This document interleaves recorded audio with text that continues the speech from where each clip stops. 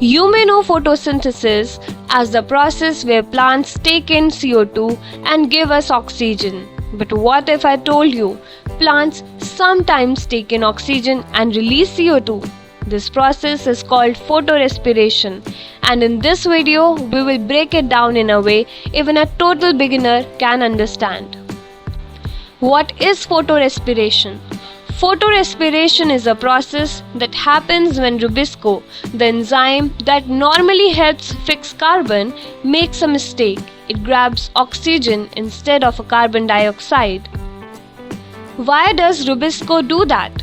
Rubisco evolved billions of years ago when Earth's atmosphere had almost no oxygen, but now, with 21% oxygen, it often binds O2, especially in hot, dry environments. The pathway of photorespiration. When Rubisco uses O2, it produces 2-phosphoglycolate, a toxic compound. So plants have to detoxify it through a 3-organelle loop. Chloroplast makes 2-phosphoglycolate. Peroxisome converts it into glycine. Mitochondria converts glycine into serine and loses CO2. Then back through peroxisome and into the chloroplast, where it rejoins the Kelvin cycle. Energy cost and CO2 loss. This cycle uses energy and loses carbon, not ideal. Peroxygenation, 1 carbon is lost as CO2. 2 ATP and 1 NADPH are consumed. That's why photorespiration reduces photosynthesis efficiency by up to 25%. Why hasn't evolution fixed it?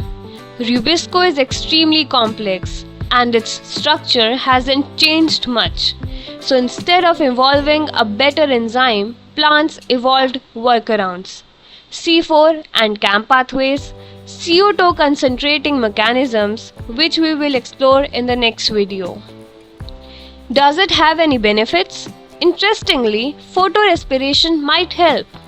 First, protect against light damage. Second, balance nitrogen levels. Third, recycle metabolic intermediates. So it might be inefficient but not entirely useless. Now you know why sometimes photosynthesis goes wrong and how plants deal with it. If this helped clarify photorespiration, give the video a like, hit subscribe, and don't forget the bell icon so you never miss a biology concept again. In the next video, we will explore how plants overcome this inefficiency using CO2 concentrating mechanisms like C4 and CAM. Stay tuned and stay curious.